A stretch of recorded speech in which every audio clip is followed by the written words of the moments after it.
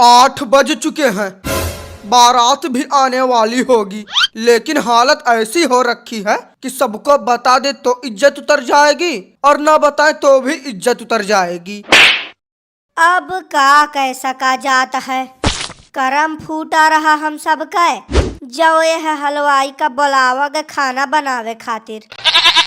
अब पछताने से क्या फायदा, सारी इज्जत का हलवा बन गया। सारी की सारी गलती तुम्हारे इस लड़के की है।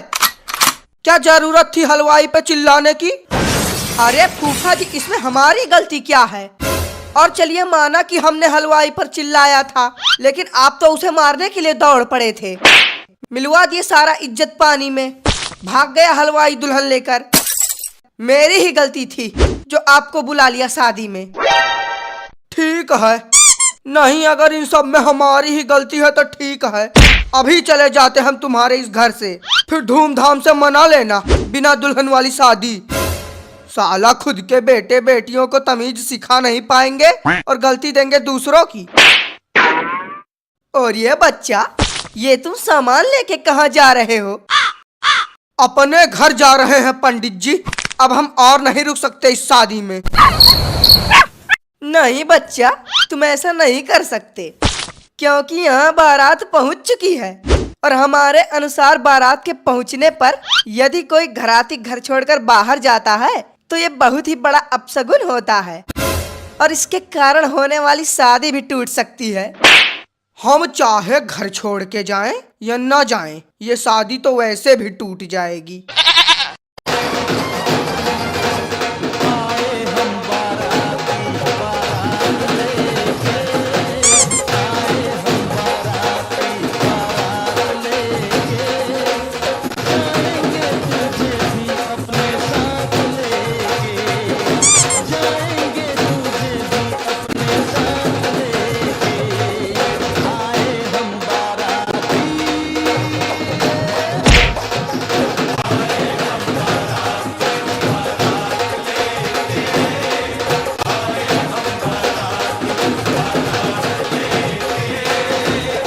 अरे बच्चा, अब यही खड़े ना रहो, अंदर चल के बारातियों के स्वागत की तैयारी करो और खाने का कार्यक्रम चालू करवाओ।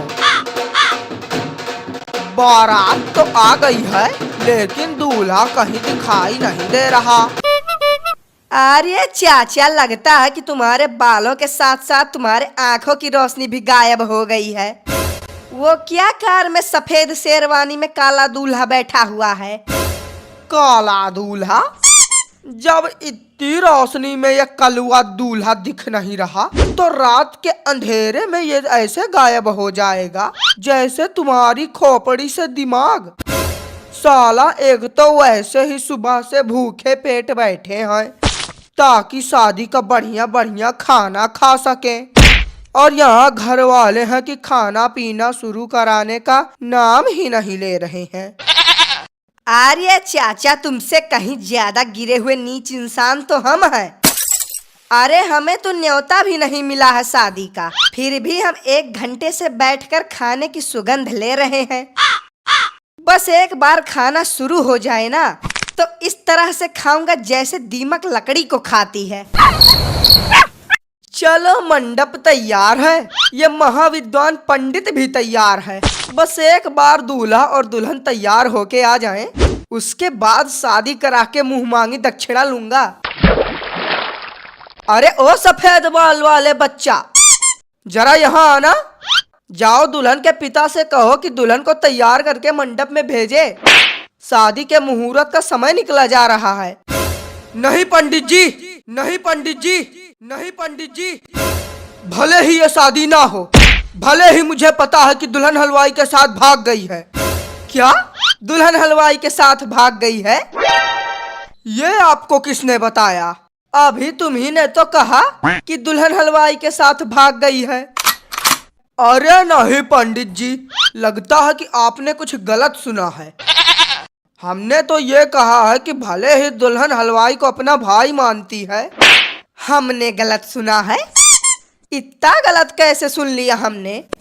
पंडित जी, हमें लगता है कि आपने अपना चश्मा नहीं लगा रखा, इसीलिए शायद आपको गलत सुनाई दे रहा होगा। हाँ बच्चा, बात तो तुम्हारी सही है। लगता है कि चश्मा न लगाने के कारण ही हमको कम सुनाई दे रहा है। चलो बच्चा, कोई नहीं, इतना भूल तो हो ही जाता है। अरे ओ भगेड़ी दुल्हन के पिताजी, बस यहीं बैठे रहो आराम से। और वहाँ पंडित दुल्हन को मंडप में बुलाने की बात कर रहा है। साला ना कुछ लेना ना कुछ देना, फंस गए हम। अरे बच्चा, तनी स्थिति देख दाख के बात करो।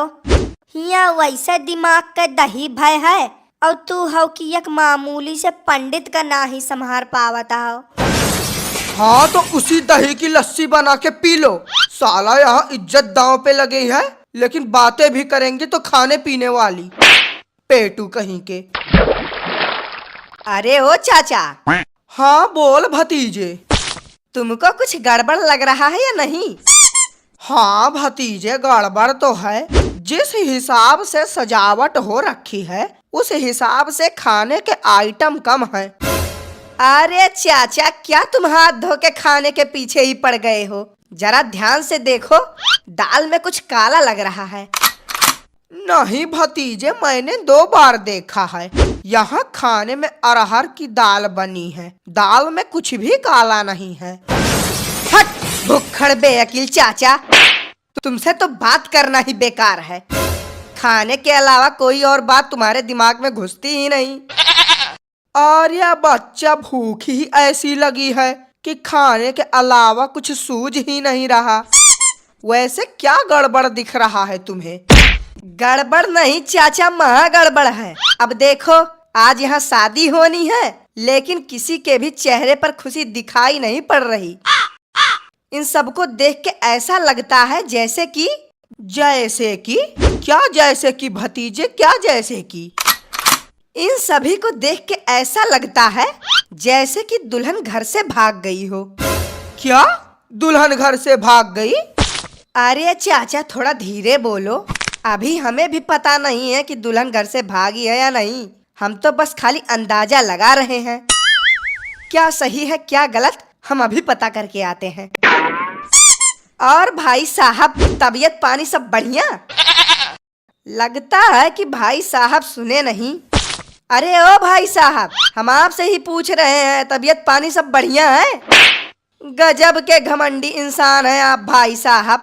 माना कि आज आपकी बेटी की शादी है, लेकिन इतना घमंड भी सही नहीं है कि किसी की बात का जवाब ही ना दो। अरे बच्चा, अब जवान इंसान टेंशन से अधमरा हो चुका है, तुम का घमंडी बोलता हो। ऐसा कौन सा टेंशन है जिससे शादी के दिन ही बोलती बंद हो गई? कहीं ऐसा तो नहीं कि दुल्हन ही घर से भाग गई है? ये बात तुम्हें कैसे पता चली? कौन सी बात? यही बात कि दुल्हन घर से भाग गई है। इसका मतलब हमारा शक बिल्कुल सही निकला। शादी से पहले ही दुल्हन घर छोड़ के भाग गई है। रुको, अभी मैं सबको ये बात बता के आता हूँ। अरे ओ सफेद दाढ़ी वाले बच्चा, 20 मिनट के अंदर दुल्हन को मंडप में भेजो, शादी का मुहूर्त निकला जा रहा है। अरे पंडित जी, अब आप जाइए अपने घर। अब ये शादी नहीं हो सकती। शादी नहीं हो सकती? क्यों नहीं हो सकती ये शादी? अरे अभी हमारा दक्षिणा लेना बाकी है। आपकी दक्षिणा गई भाड़ में। यहाँ पूरी की पूरी दुल्हन को ही कोई भगा के ले गया है और आपको यहाँ आपकी दक्षिणा की पड़ी है। हो गया सत्यानाश, पता चल गया सबको। अब यहाँ शादी की जगह मातम मनाया जाएगा। दुल्हन भाग गई तो फिर अब शादी का क्या होगा? होगा क्या, बारात जाएगी घर वापिस, आप भी जाओ अपने घर, और जो बचेंगे वो भिड़ के पीटो घर वालों को।